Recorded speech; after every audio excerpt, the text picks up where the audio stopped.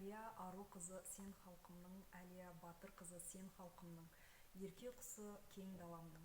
Иә, бұл өлең жылдары шығыстың қос жұлдызының бірі, Кеңес одағының батыры Әлия Молдағұловаға арналған болатын.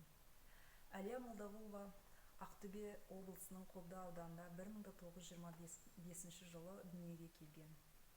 Оның жастық шағы қиыншылықтарға толы болады. Жастайынан анасынан жетім қалып, нағашы ағасының тәрбиесінде болып, кейін Ресей жеріне қоныс аударады.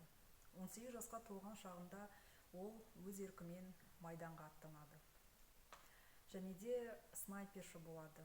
Ол өзінің атқыштар оқуын тәмамдап аттанған болатын.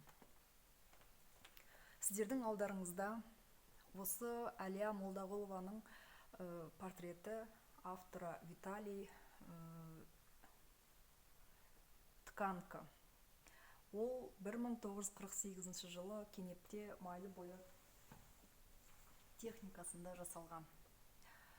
Жалпы назар аударатын болсақ, картинаға толықтай сұры түстерді көп пайдаланады.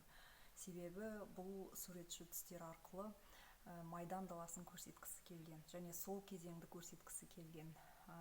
Жұмыстың негізгі бөлігін аспан алып тұр, яғни ол дегеніңіз сұры бұлттармен беру арқылы сол заманның нәубетін, халықтың басына келген сондай бір қиын қыстау кезеңін суретші бергісі келсе керек.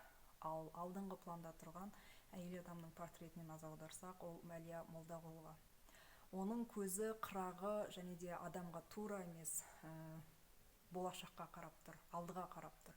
Яғни суретші осы арқылы оның снайперші болғанын, яғни атқыш болғанын бергісі келсе керек. Оған дәлел ретінде қолындағы өзінің майдандағы серігі болған автоматы.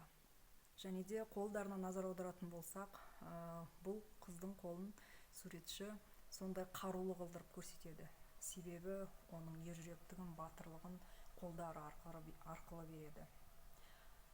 Майдан даласында тұрған бір сәтін бейнелейді. Әлия Молдағұлова туралы, өмірі туралы бір қызықты деректерге тоқталатын болсақ, ол орта бойлы, арықша киген, қара торы қыз бала болған екен.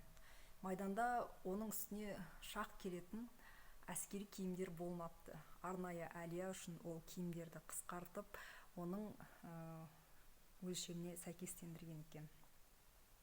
44 жылы Псковскта ол шайқаста алдыңғы қатарларда болып, немістерді жою кезінде бетпе-бет келген неміс жаумен бірдей оқ атып, екеуіне де оқ тиіп жараланып, сол жарақаттан бірнеше сағаттан кейін Әлия Молдағұлова қаза тапқан екен.